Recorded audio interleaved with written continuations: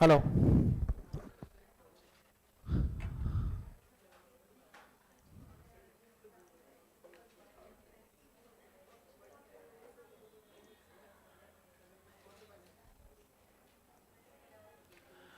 Good evening बेटे। Amrit Sakshi Sawant. Okay.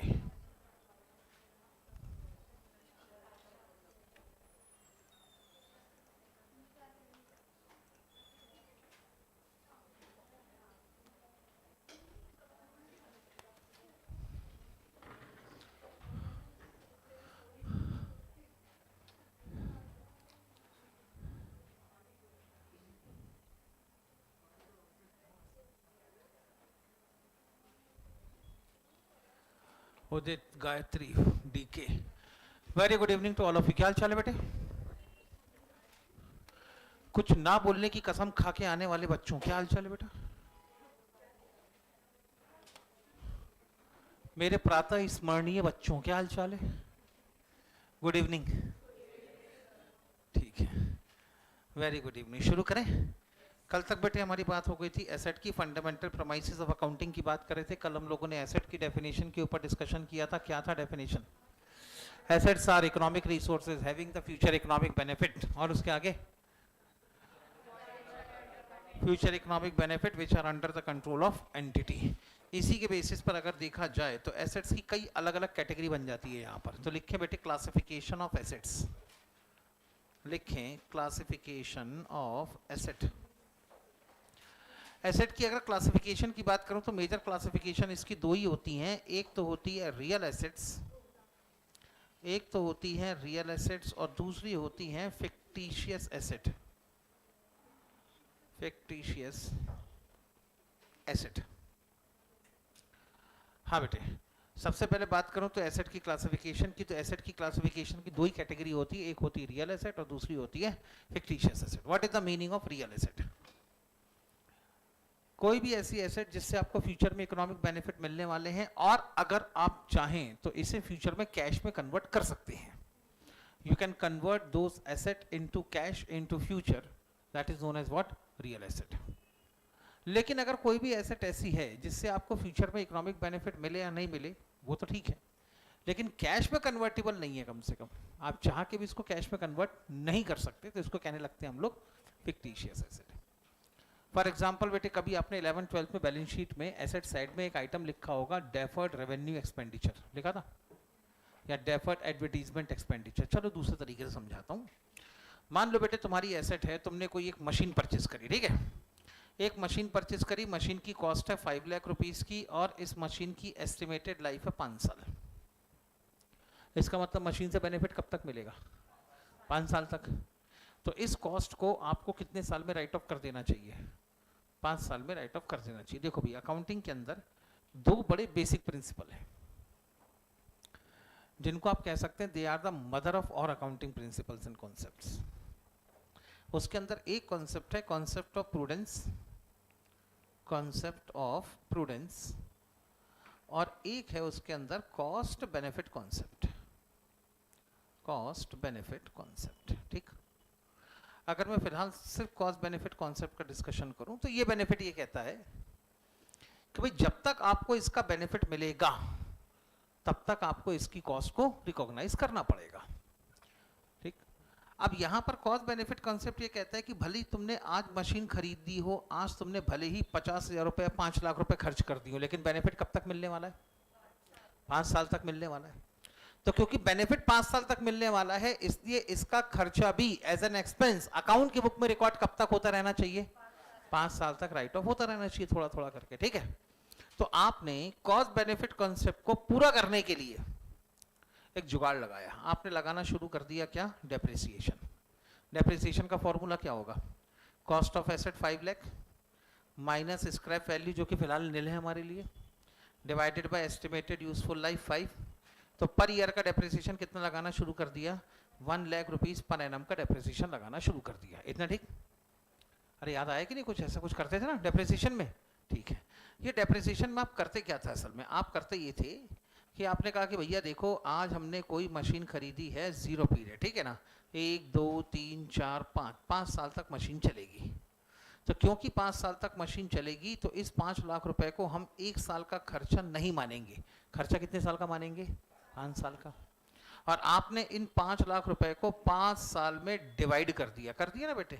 ऐसा नहीं लग रहा इस 5 लाख रुपए के खर्चे को आपने 5 साल में डिवाइड कर दिया, एलोकेट कर दिया, डिस्ट्रीब्यूट कर दिया, बांट दिया कुल मिला के, ऐसे ही लग रहा है ना? तो डेप्रिसिएशन की एक डेफिनेशन और भी कभी शायद अगर आपने सुनी होगी तो यही सुनी होगी, depreciation is the allocation of cost of asset.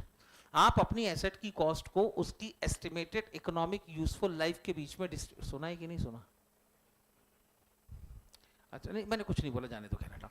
हाँ नहीं कुछ नहीं ठीक है, पता लगा नहीं असल में ये जो डेफिनेशन है, मैंने कहा ना depreciation is the allocation of cost of asset, कानून की लैंग्वेज में ऐसी ही डेप्रिसिएशन की डेफिनेशन है। अपन कहें depreciation is the decrease in value of asset, ठीक है। जब 11th क्लास में छोटे छोटे बच्चे थे, वैसे दिमाग में सोचने की ज़्यादा ताकत तो थी नहीं अपने अंदर, जिंदगी पहली बार तो डेबिट क्रेडिट सुन रहे थे अपन, तो टीचर भी तुमको क्या समझाता?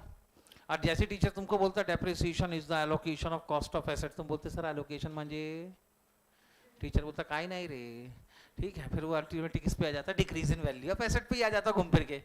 तो मुद्दा ये है कि यहाँ पर ये जो हम लोग इस तरीके से देखते हैं, तो एक टाइप से तो आप कर तो यही रहे हो ना कि आप 5 लाख रुपए की टोटल कॉस्ट को 5 साल में डिवाइड कर रहे हो, और आप कह रहे हो क्योंकि हमें बेनिफिट कब तक मिलता रहेगा? 5 साल तक, इसलिए इस खर्चे को भी हम कब तक राइट ऑफ करेंगे? 5 साल तक राइट ऑफ करेंगे। और राइट ऑफ करने के लिए तुमने एक इनडायरेक्ट तरीका लगा दिया, कौन सा? डेप्रिसिएशन का। तो ये जो डेप्रिसिएशन लगाया जाता है, इसके पीछे भी अगर कोई बेसिक रीजन है तो बेसिक रीजन कौन सा मिलता है? कॉस्ट बेनिफिट कॉन्सेप्ट का ही बेसिक रीजन मिलता है। क्योंकि जब बेनिफिट 5 साल तक मिलेगा तो कॉस्ट भी कितने साल तक राइट ऑफ करनी पड़ेगी? 5 साल तक राइट ऑफ करनी पड़ेगी। इतना ठीक। यहां पर एसेट कितने की खरीदी? 5 लाख रुपए की एसेट खरीदी, फर्स्ट ईयर में कितना डेप्रिसिएशन लगा दिया? 1 लाख रुपीज का तुमने डेप्रिसिएशन लगा के माइनस कर दिया। अब एसेट की वैल्यू कितनी बच गई? 4 लाख। कहां लिखोगे 4 लाख को? बैलेंस शीट में लिखोगे अपनी एसेट साइड में? लिख दिया आपने, क्योंकि आपने कहा भैया 5 लाख रुपए की एसेट में से 1 लाख रुपए तो राइट ऑफ हो गए, यानी 1 लाख रुपए का हमने बेनिफिट ले लिया।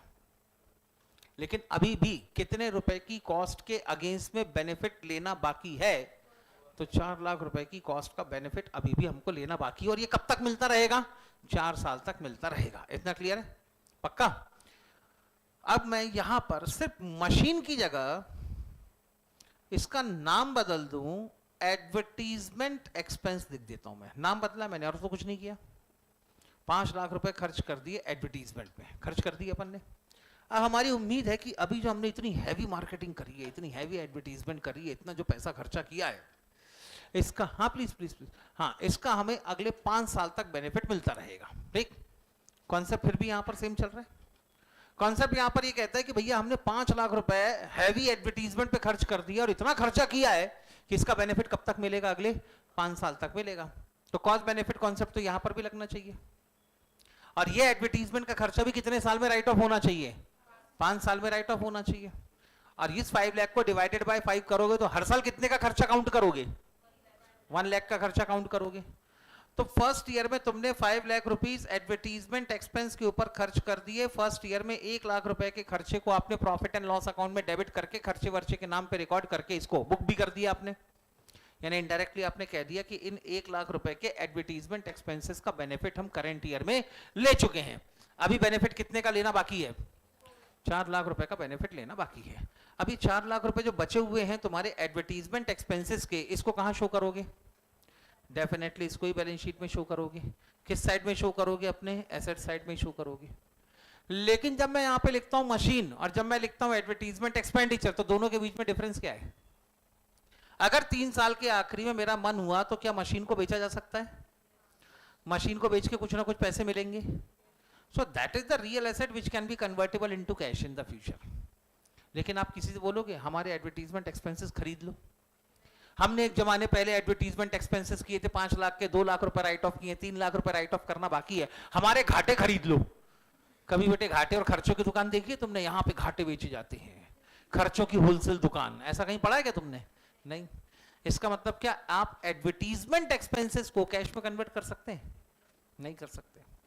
तो क्या रियलिटी में लगता है कि एडवर्टीजमेंट एक्सपेंस आपकी एसेट है? क्योंकि सोचो तुमने कहां लिखा है इसको? तुमने लिखा है इसे अपनी बैलेंस शीट में, कहां पर? एसेट साइड में। वाकई में तुम्हारी एसेट है क्या? नहीं। लेकिन ट्रीटमेंट किसके जैसा कर रहे हो? एसेट के जैसा। जैसे मशीन का ट्रीटमेंट था वैसे ट्रीटमेंट किसका हो रहा है? एसेट का हो रहा है। जैसे हर साल मशीन में से आप डेप्रिसिएशन माइनस कर रहे थे, वैसे थोड़ा थोड़ा करके आप अपना एडवर्टीजमेंट एक्सपेंस माइनस कर रहे हो। इतना ही कर रहे हो ना, और तो कुछ नहीं कर रहे आप। तो असल में इसकी कोई रियलाइजेबल वैल्यू नहीं है।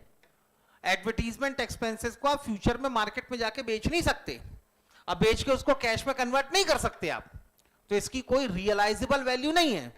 लेकिन आपके पास जो मशीन है, लैंड है, बिल्डिंग है, फर्नीचर है, सॉफ्टवेयर है, वेबसाइट है, मोबाइल एप्लीकेशन है, वॉट एवर इट इज, इसको फ्यूचर में बेचा तो जा सकता है, इसको कैश में तो कन्वर्ट किया जा सकता है। तो कुछ एसेट्स ऐसी होती हैं जिनको आप फ्यूचर में कैश में कन्वर्ट कर सकते हो, जिनकी कोई ना कोई रियलाइजेबल वैल्यू होती है। ऐसी एसेट को हम क्या कह देते हैं? Real asset. लेकिन कुछ खर्चे, मैं एसेट नहीं बोलूंगा, क्या बोलूंगा मैं यहां पर? खर्चे। कुछ खर्चे ऐसे होते हैं जो एक्सपेंस होने के बाद भी जिनका अकाउंटिंग ट्रीटमेंट किसके जैसा करना पड़ जाता है? एसेट के जैसा करना पड़ जाता है। और अकाउंटिंग ट्रीटमेंट क्योंकि इनका एसेट के जैसा हो रहा है लेकिन रियलिटी में कोई एसेट नहीं है, तो ऐसी एसेट्स को हम लोग क्या कहना शुरू कर देते हैं? फिक्टिशियस एसेट्स कहना शुरू कर देते हैं। इतना ठीक? अरे समझ में आ गया पक्का? तो इसीलिए पहले मैंने बता दी बेटे, एसेट की दो अलग अलग कैटेगरी। एक एसेट होगी कौन सी? रियल एसेट, और दूसरी होगी फिक्टिशियस एसेट। अब रियल एसेट की और सब क्लासिफिकेशन करना है तो एक स्टेप और आगे बढ़ जाते हैं। फिर इसके बाद में इसकी सब क्लासिफिकेशन होती है किसमें? टेंजिबल और इंटेंजिबल में। टेंजिबल और इंटेंजिबल का मतलब, अब ये मत बोलना कि सर ये भी नहीं पढ़ा अपन ने। हाँ बोलो, टेंजिबल एसेट की मीनिंग क्या है? विच can be seen, which can be touched. बोलो हाँ। ऐसे पढ़ा था ना? ठीक है, बिल्कुल सही डेफिनेशन है। All those asset which can be touched, which can be क्या seen, which can be broken. ठीक है ना? मतलब लड़कों को तो यही समझ में आता है, जिसको तोड़ा जा सके वो टेंजिबल, जिसको ना तोड़ा जा सके वो इंटेंजिबल। ठीक? मतलब मैंने तो ऐसे समझा था अपने 11th क्लास में, जैसे क्लास में बैठे हैं, स्कूल में बैठे, पंखा तोड़ा जा सकता है, टेंजिबल। ठीक है? स्कूल का नाम खराब नहीं किया जा सकता, इंटेंजिबल। ठीक है? तो कुल मिला के ऐसे कुल टेंजिबल और इंटेंजिबल होती थी, लेकिन अब नए जमाने के हिसाब से थोड़ी डेफिनेशन बदल गई आजकल। टेंजिबल की डेफिनेशन हम लोग कहने लगे all those assets which are having the physical substance. क्या कहने लगे आजकल? All those element which can all those assets which are having the physical substance is known as what? Tangible asset. क्योंकि आप खुद सोचो ना, आप क्या बोल रहे हो? Which can be touched. Touch तो उसी को कर सकते हो जिसका फिजिकल सब्सटेंस हो। जिसका फिजिकल सब्सटेंस होगा ही नहीं उसको कहां से टच कर लोगे? विच कैन बी सीन, जिसका फिजिकल सब्सटेंस होगा वो दिखेगा, जिसका फिजिकल सब्सटेंस है ही नहीं वो कहां से दिखेगा? समझ में आ गई बात? तो यहां पर फिर एसेट की दो कैटेगरी बन गई। All those assets which are having the physical substance are known as what? Tangible asset. Which does not have any physical substance is known as what? Intangible asset. इतना ठीक? तो टेंजिबल एसेट के नीचे लिखा जा सकता है having physical substance, having physical substance. Intangible asset के नीचे लिख दो बेटे do not have any physical substance, do not have any physical substance. आगे चले। अब सर एग्जांपल में क्या क्या आ गया? बताओ बेटे, एग्जांपल में क्या क्या आ गया? Land, building, plant, machinery, furniture, fixture, यही सब चीज किसके अंदर आ गई? टेंजिबल के अंदर। इंटेंजिबल के अंदर क्या क्या आ गया? गुडविल और पेटेंट और ट्रेडमार्क, कॉपीराइट, और अब कम से कम 10-15 नाम बोलो तो मजा आया, नहीं तो क्या मतलब आया फिर? ठीक है ना? सबसे ज्यादा यूज करने वाली एक एसेट है, इसको आप डेली बेसिस पे यूज करते हो, लेकिन तुमको याद कभी नहीं आती क्योंकि अपन गिनते ही नहीं है। अपन हिंदुस्तानी लोग हैं, जो चीज फ्री में मिल गई ना कोई इज्जत ही नहीं उसकी। तो मोबाइल एप्लीकेशन, मोबाइल एप्लीकेशन भी तो सॉफ्टवेयर है तो वो भी कोडिंग, कोई फिजिकल सब्सटेंस है, लेकिन उसके बिना कोई काम हो सकता है क्या? आज व्हाट्सएप के मोबाइल एप्लीकेशन खराब हो जाए कितना मजा आएगा बॉस। क्या बात कर रहे हो सर, ऐसी बदुआ मत दो सर। ठीक है, इंस्टाग्राम तो बंद ही हो जाना चाहिए आज। अरे सर ऐसा मत करो सर, आपकी क्लास में बैठना बेकार है। तो मुद्दा ये है, ये जो इंस्टाग्राम की बात करते हैं, व्हाट्सएप की बात करते हैं, और ये जो दुनिया भर के चैट चूट वाले आइटम है, यूट्यूब, ये सब अल्टीमेटली मोबाइल एप्लीकेशन क्या है? आपकी है तो सॉफ्टवेयर ही है, और जो सॉफ्टवेयर हैं उनका तो कोई फिजिकल सब्सटेंस नहीं होता। मोबाइल एप्लीकेशन, वेबसाइट्स, सॉफ्टवेयर, ठीक है, patent, trademark, know how. Know how सुना है कभी? नो हाउ का मतलब होता है प्रोडक्शन प्रोसेस। होता है ना बेटे, कभी जाके देखना, आपको अगर मान लो कभी कुछ स्नैक्स वगैरह खाना होगा तो आपकी बड़ी परमानेंट बड़ी फेवरेट शॉप होगी कोई, वहीं पे जाके अपन क्या खाते हैं, समोसा खा रहे हैं, कचौड़ी खा रहे हैं, ये सब मतलब। अब आप लोग तो पिज़्ज़ा इधर ज़्यादा खाते होगे, पिज़्ज़ा खा रहे हैं तो एक पर्टिकुलर ब्रांड में जाके अपन पिज़्ज़ा खाते हैं। तो अगर आज की डेट में मुझसे कोई कहे कि नवनीत सर पिज़्ज़ा खाने चलो, तो I will definitely prefer pizza हट इंस्टेड ऑफ डोमिनोज। लेकिन किसी को डोमिनोज पसंद आता है। अब दोनों में बना तो दोनों पिज़्ज़ा ही रहे, पिज़्ज़ा बेस तो दोनों का एक ही जैसा होने वाला है, होने वाला ना पिज़्ज़ा बेस एक जैसा, ठीक। तो अल्टीमेटली बना दोनों एक ही जैसी रहे, बेसिक प्रिपरेशन तो दोनों की एक ही है, लेकिन फिर भी कहीं ना कहीं उनकी प्रोडक्शन टेक्नोलॉजी में कुछ ना कुछ डिफरेंस है, इसलिए तो दोनों का फ्लेवर अलग अलग आएगा। तो ये जो प्रोडक्शन टेक्निक होती है, ये भी अपने आप में कई एसेट्स, कई कंपनी के लिए बहुत बड़ी एसेट होती है। किसी चीज को कैसे बनाया जाए, ये प्रोडक्शन पूरी की पूरी मेथड जो होती है, ये अपने आप में इतनी इंपॉर्टेंट होती है कि वो उनको कहीं ना कहीं एक कॉम्पिटिटिव एडवांटेज देती है। और इसी कॉम्पिटिटिव एडवांटेज के चक्कर में खूब पैसा कमाती हैं कंपनियां। जैसे कभी आपने सुना होगा, हल्दीराम का नाम सुना है तुमने? हल्दीराम का सबसे फेमस प्रोडक्ट कौन सा है? आलू भुजिया, भुजिया सेव। दो टाइप के सेव आते हैं, देखना उनके।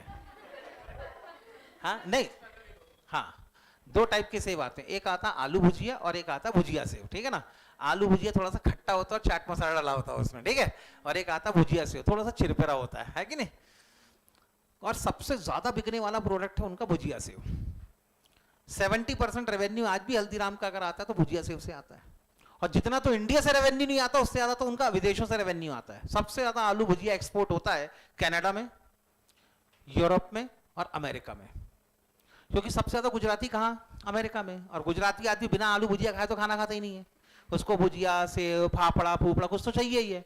नाम भी कितने खतरनाक होते हैं बेटे गुजराती डिश के, फाफड़ा और क्या क्या, फाफड़ा फेफड़ा, एटम बम और न्यूक्लियर बम, ऐसे टाइप के तो नाम रखते हैं। ढोकला फाफड़ा, मतलब कई बार नाम सुनो तो ऐसा लगता है अगले बम का नाम तो यही होने वाला है, ठीक है ना।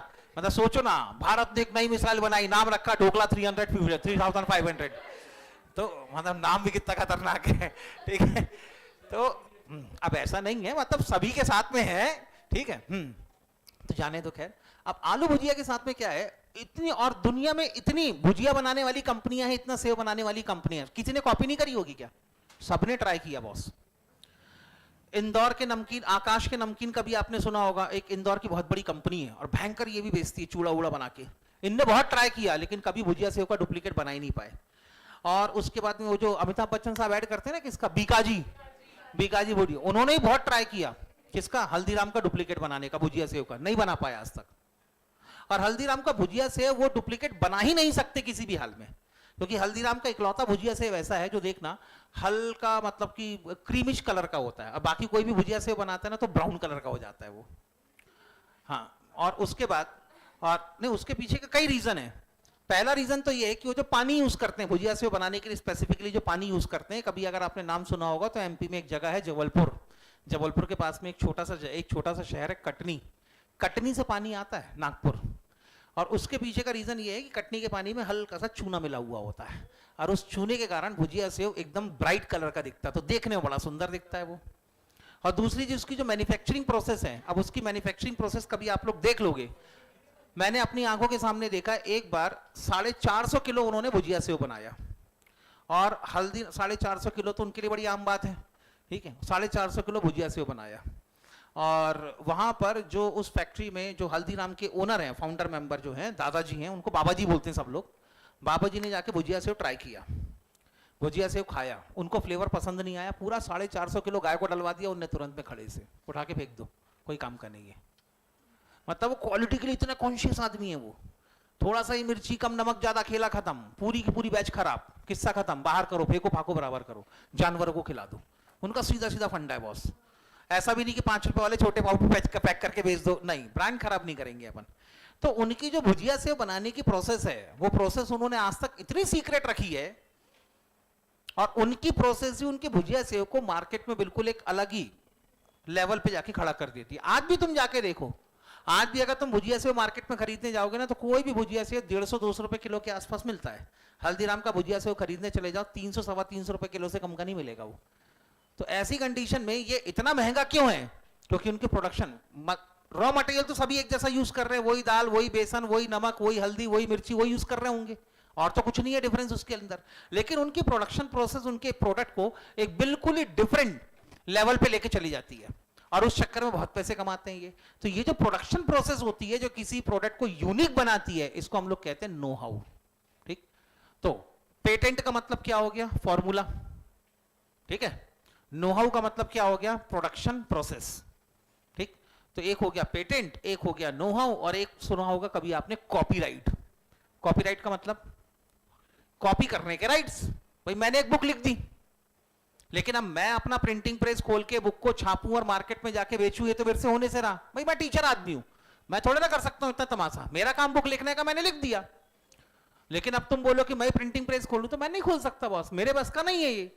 तो मैंने उठाया अपनी जो दोनों बुक लिखी हैं वो भारत पब्लिकेशन को दे दी। मैंने कहा तुम ही छापो, तुम ही बेचो, और इसके बदले में रॉयल्टी देते रहना। उन्होंने छापना शुरू कर दिया, रॉयल्टी मनी पे करना शुरू कर दिया, अपन ने रॉयल्टी मनी लेनी शुरू कर दी। तो मैंने उनसे रॉयल्टी मनी लेके अपनी बुक के कॉपी करने के राइट्स दिए कि नहीं उनको? तो इसको हम लोग कहते हैं कॉपीराइट। इससे भी तो पैसा कमा रहे हो ना आप। ठीक, जिसके पास भी कॉपीराइट होगा पैसे तो कमाएगा ही कमाएगा, वो गारंटी है। तो ऐसी कंडीशन में ये जो कॉपीराइट होती है, ये भी आपको फ्यूचर में इनकम कमाने का या प्रॉफिट कमाने का मौका देती है। तो ये भी आपके लिए क्या हो जाना चाहिए? एसेट हो जाना चाहिए। तो ये जितनी एसेट्स हैं, अब आप गुडविल कह लो, पेटेंट कह लो, ट्रेडमार्क कह लो, कॉपीराइट कह लो, वेबसाइट, सॉफ्टवेयर, मोबाइल एप्लीकेशन, ये सब किसकी कैटेगरी में आती हैं? इंटेंजिबल एसेट की कैटेगरी में आ जाती है। और उसके बाद लैंड, बिल्डिंग, फर्नीचर, फिक्चर, ये सब किसकी कैटेगरी में आ गई?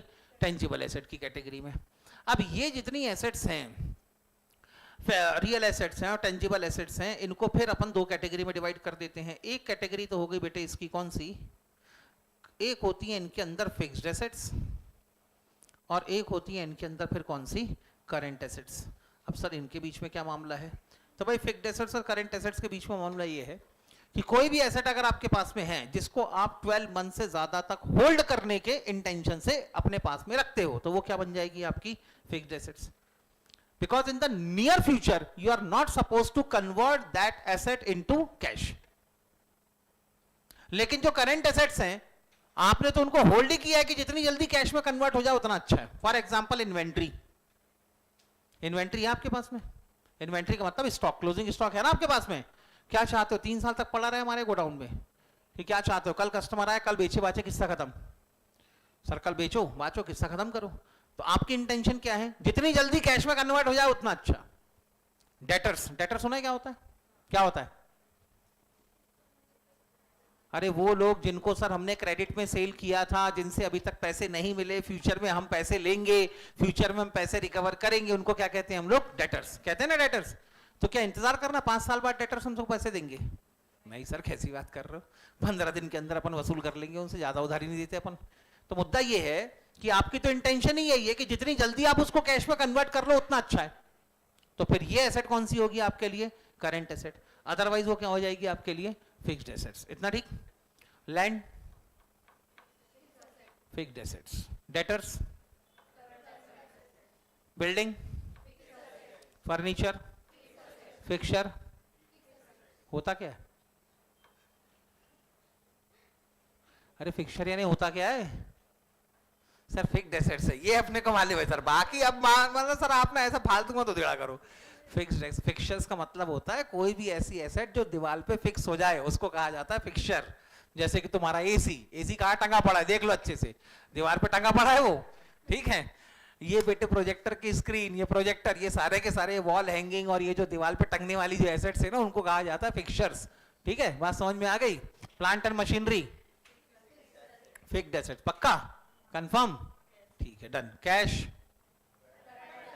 Bank balance, bank overdraft, liability, ठीक है, डन, ओके, बराबर है। आगे चलूं, फिर आगे बढ़ जाएं। तो ये होती है आपकी एसेट की क्लासिफिकेशन। किसी को यहां तक कोई? अच्छा, फिक्टिशियस एसेट के नीचे उसकी डेफिनेशन लिख लो, which are not real assets but treated like an asset। Accounts की बुक में इसका जो ट्रीटमेंट होता है या अकाउंट में इनका जो ट्रीटमेंट होता है वो एसेट्स के जैसा होना शुरू हो जाता है, इसलिए इनको हम लोग क्या कहते हैं, फिक्टिशियस एसेट। तो ये तो बात हो गई हमारी एसेट्स की, इतना ठीक है। लायबिलिटी पे आ जाऊं अब, बताओ बेटे what is the meaning of liability, कभी सुना है? देखो अपनी तरफ से बताओगे तो अगर कुछ गलत लगेगा तो उसको ठीक किया जा सकता है और डिटेल में डिस्कशन किया जा सकता है, लेकिन अगर नहीं बताओगे तो फिर मेरे लिए बड़ा मुश्किल हो जाएगा। बोलो। लायबिलिटी का मतलब क्या होता है? Amount payable by business to other, बात तो सही है एकदम, ठीक है।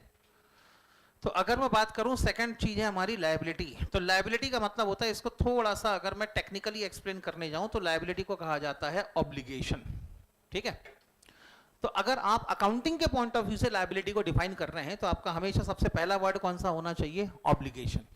अब ऑब्लिगेशन तीन तरीके की हो सकती है, आइदर इट में बी पास्ट ऑब्लिगेशन और द प्रेजेंट ऑब्लिगेशन और द फ्यूचर ऑब्लिगेशन, ठीक। फॉर एग्जाम्पल मैं किसी के साथ में कॉन्ट्रैक्ट करता हूं और मैं कहता हूं कि भाई साल भर बाद, ये यार कुछ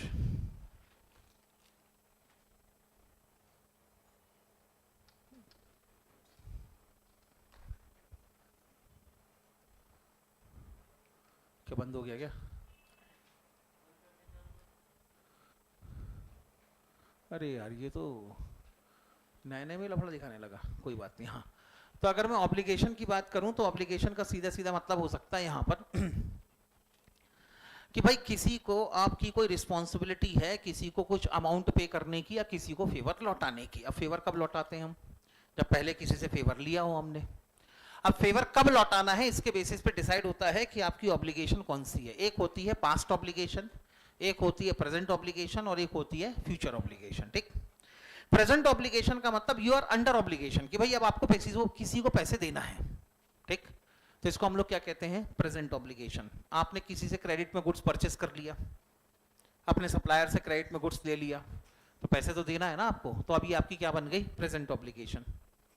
लेकिन अगर ऐसा होता है कि आप किसी के साथ में ऐसा कोई कॉन्ट्रैक्ट करते हैं कि मैं आपको पे करूंगा, जैसे कभी आपने एक नाम सुना होगा डिबेंचर का, नाम सुना है? डिबेंचर इशू करते हैं तो रिडम्पशन 5 साल 10 साल बाद ही करते हैं अपन इसका। अब 10 साल बाद रिडम्पशन करोगे तो डिबेंचर होल्डर को उनके पैसे लौटाना है, लेकिन प्रेजेंट में लौटाना है कि फ्यूचर में लौटाना है? फ्यूचर में लौटाना है। तो अल्टीमेटली ये कौन सी ऑब्लिगेशन होगी? फ्यूचर ऑब्लिगेशन होगी। इसलिए जब हम लोग यहां पर बात करते हैं, लेकिन पैसे तो आप ऑलरेडी ले चुके हैं ना डिबेंचर होल्डर से, तो अंडर ऑब्लिगेशन तो आप आज भी हो, लेकिन ऐसा लगता है कि फ्यूचर में ये ऑब्लिगेशन आ सकती है, तो उसको क्या कहा जाता है? Future obligation. सर ऐसा कब होता होगा? सोच के देखो बेटे, मान लो किसी बिजनेस के ऊपर किसी कस्टमर ने, कंज्यूमर ने कोर्ट केस कर दिया। होता है ना कई बार कंज्यूमर ऐसा कहते हैं कि हमारे राइट्स हमको पूरी तरह से नहीं मिले हैं, जो कमिटमेंट किया था वो सर्विसेज हमको नहीं दी हैं। तो कंज्यूमर ने किसके ऊपर केस कर दिया? कंपनी वालों के ऊपर केस कर दिया। अब अगर कंपनी वाले कोर्ट केस हार जाएं तो कंपनसेशन कंज्यूमर को पे करना पड़ेगा, लेकिन अगर कंपनी वाले कोर्ट केस जीत जाएं तो कंज्यूमर को कोई कंपनसेशन पे नहीं करना पड़ेगा। तो यहां पर कुल मिला के जज साहब का डिसीजन कोर्ट केस ये डिसाइड करेगा कि फ्यूचर में आपकी ऑब्लिगेशन हो सकती है या नहीं हो सकती। तो ये हो गई फिर तुम्हारी कौन सी ऑब्लिगेशन? Future obligation. यानी अभी you are not under obligation to pay the amount, but it may become your obligation in the future. तो इसको हम लोग कहते हैं फ्यूचर ऑब्लिगेशन। इतना ठीक। जब भी हम लायबिलिटी की बात करते हैं तो लायबिलिटी में फ्यूचर ऑब्लिगेशन को तब तक कंसीडर नहीं करते जब तक वो कंफर्म ना हो जाए। तो आपकी लायबिलिटी में सिर्फ और सिर्फ क्या कंसीडर होंगी? Present obligation. तो जब भी आप लायबिलिटी को डिफाइन करें, आपकी वर्डिंग कहां से शुरू होगी? Liabilities are present obligation. कहां से शुरू होगी? Present obligation. अब प्रेजेंट ऑब्लिगेशन आई है तो क्यों आई है? कुछ ना कुछ आपने कांड पीटा होगा तब तो ऑब्लिगेशन आई है, नहीं तो क्यों आती? हो सकता है पास्ट में आपने क्या किया हो? क्रेडिट में गुड्स परचेस किया हो, तब तो आज प्रेजेंट में ऑब्लिगेशन है, पैसे लौटाना है किसको? क्रेडिटर्स को। हो सकता है पहले आपने कभी बैंक से लोन लिया हो, तब तो आज प्रेजेंट ऑब्लिगेशन है आपकी क्या? कि आज आपको बैंक वालों को उनका प्रिंसिपल अमाउंट और इंटरेस्ट लौटाना है। हो सकता है कि पहले आपने कभी डिबेंचर इशू की हो, तब तो आप अंडर प्रेजेंट ऑब्लिगेशन हो ना कि डिबेंचर होल्डर को उनका प्रिंसिपल अमाउंट वापस लौटाना है। ऐसे ही होता है। तो ऑब्लिगेशन कभी भी अचानक नहीं आ जाती। आपने पास्ट में कोई ना कोई एक इवेंट परफॉर्म किया होगा और उसी इवेंट के कारण अब आप अंडर प्रेजेंट ऑब्लिगेशन है कि आपको किसी आदमी को अमाउंट पे करना है। तो लायबिलिटी जब भी आप एक्सप्लेन करें तो पहले तो ये बताना पड़ेगा लायबिलिटी का मतलब क्या है। लायबिलिटी का मतलब क्या हो गया? Present obligation. और ये ऑब्लिगेशन क्यों क्रिएट हुई है? तो इसका रीजन होता है ड्यू टू पास्ट इवेंट, इतना ठीक है। तो present obligation due to past event. सोच के देखो, पहले आपने क्रेडिट में गुड्स परचेस किया था, तभी तो आप अंडर ऑब्लिगेशन हो आज कि आपको अपने क्रेडिटर्स को पेमेंट करना है, ऐसी है ना। तो ऐसी कंडीशन में पहले जो आपने गुड्स क्रेडिट में परचेस किया था that was the past event, वो हो चुका है, लेकिन उसका आउटकम ये है कि आज आपको अभी भी अपने क्रेडिटर्स को अमाउंट पे करना है, इतना ठीक है। तो ये हो गई पहले आपकी आधी definition. Liabilities are the present obligation due to past event, इतना क्लियर। अब जब लायबिलिटी है तो कभी ना कभी तो सेटल करनी पड़ेगी आपको। सेटल करने से मुंह चला के सेटलमेंट हो जाएगा कि कुछ ना कुछ देना पड़ेगा, कुछ ना कुछ देना पड़ेगा। अब देने के नाम पे क्या दोगे? सर कैश दे देंगे अपन, बहुत कैश है अपने पास। मैंने कहा चलो कैश दे दो। कैश तुम्हारे लिए एसेट है, एसेट का दूसरा नाम क्या है? Economic resource. आपको अपने इकोनॉमिक रिसोर्सेज देने पड़ेंगे लायबिलिटी के सेटलमेंट के लिए। चलो ठीक है, मान लो तुम्हारा कोई क्रेडिटर है, तुम्हारे क्रेडिटर को तुमने कहा कि चलो यार तुम्हारी उधारी है 5 लाख रुपए की, अपने 5 लाख रुपए लो, किस्सा खत्म करो। क्रेडिटर का कहना है कि यार 5 लाख रुपए कैश मत दो, तुमने ना उस कंपनी के शेयर खरीद के इन्वेस्टमेंट किया था। मैंने कहा हाँ। बोले क्या कर रहे हो तुम इन्वेस्टमेंट का? मैंने कहा कुछ नहीं। तो बोले काम करो तुम 5 लाख में मेरे को वो इन्वेस्टमेंट दे दो। मैंने कहा वो ले ले भाई। अभी मैंने कैश दिया, चेक दिया, लेकिन लायबिलिटी तो फिर भी सेटल हुई ना। मैंने चेक और कैश की जगह क्या दे दिया? जो शेयर खरीद रखे थे किसी कंपनी के, वो शेयर देके मैंने अपनी लायबिलिटी सेटल कर दी कि नहीं? आपने डिबेंचर इशू किए थे ना डिबेंचर इशू। अब डिबेंचर का रिडम्पशन करने का समय आ गया। सारे डिबेंचर होल्डर ने मीटिंग करी, कंपनी के पास पहुंचे और कंपनी को कहना ये था कि आप हमको हमारे डिबेंचर के बदले में 10 लाख रुपए लौटाओगे। एक काम करो, कंपनी के पास में एक जमीन है, जमीन की मार्केट वैल्यू कितनी है? 10 लाख रुपए। एक काम करो, हम डिबेंचर होल्डर को कंपनी की जमीन दे दो। हमने कहा ठीक है भैया, 10 लाख कैश में देते, उसकी जगह 10 लाख की क्या रख लो, जमीन रख लो आप। तो आपने क्या पकड़ा दिया? लैंड पकड़ा दिया उनको। तो ऐसे कोई जरूरी नहीं है कि हर बार अपनी लायबिलिटी का सेटलमेंट आप कैश में ही करेंगे। लायबिलिटी का सेटलमेंट कैश में भी हो सकता है और नॉन कैश सेटलमेंट भी हो सकता है, लेकिन सेटलमेंट तो करना पड़ेगा, ये बात तो पक्की है। और सेटलमेंट करने के लिए कुछ ना कुछ आपको अपनी एसेट्स भी सामने वाले को देनी पड़ेगी, ठीक। तो यहां पर इन सब चीजों को मिला के बन गई तुम्हारी लायबिलिटी की डेफिनेशन। अब क्या डेफिनेशन बनी बेटे? लायबिलिटीज आर, जल्दी बोलो, liabilities are present obligation due to past event the settlement of which require outflow of economic resources. समझ में आ गई बात? तो ये होगी आपकी लायबिलिटी की डेफिनेशन। लिखो जल्दी, लायबिलिटीज आर प्रेजेंट ऑब्लिगेशंस। लिखो बेटे, liabilities are present obligation, liabilities are present obligation, liabilities are present obligation due to past event, liabilities are present obligation due to past event, comma settlement of which, comma settlement of which require, liabilities are present obligation due to past event, comma settlement of which requires outflow of economic resources, settlement of which requires outflow of economic resources। और जहां economic resources दिखेंगे उसी के आगे bracket में लिखें assets. Settlement of which requires outflow of economic resources. इतना clear है? समझ में आया? अब सवाल यह है कि लायबिलिटी की पेमेंट कब करनी है। अगर लायबिलिटी की पेमेंट विद इन 12 मंथ करनी हो तो ये कौन सी लायबिलिटी होगी? आपकी करंट लायबिलिटी। और अगर लायबिलिटी की पेमेंट बियॉन्ड 12 मंथ करनी हो, 12 महीने से ज्यादा, तो फिर ये क्या होगी? आपकी लॉन्ग टर्म लायबिलिटी। इनके बीच में क्लासिफिकेशन और भी होती है। फाइनेंस की लैंग्वेज में, स्टॉक मार्केट के हिसाब से माना जाता है कि अगर कोई लायबिलिटी विद इन 12 मंथ पे करनी है तो क्या है? आपकी करंट लायबिलिटी या शॉर्ट टर्म लायबिलिटी। अगर किसी लायबिलिटी का पेमेंट करना है 1 से 3 साल के बीच में तो इसको ये लोग कह देते हैं मीडियम टर्म लायबिलिटी। और अगर किसी लायबिलिटी का पेमेंट करना है 3 साल के बाद में तो फिर वो क्या कहलाती है? Long term liability. लेकिन ये हमारी अकाउंटिंग की लैंग्वेज नहीं है।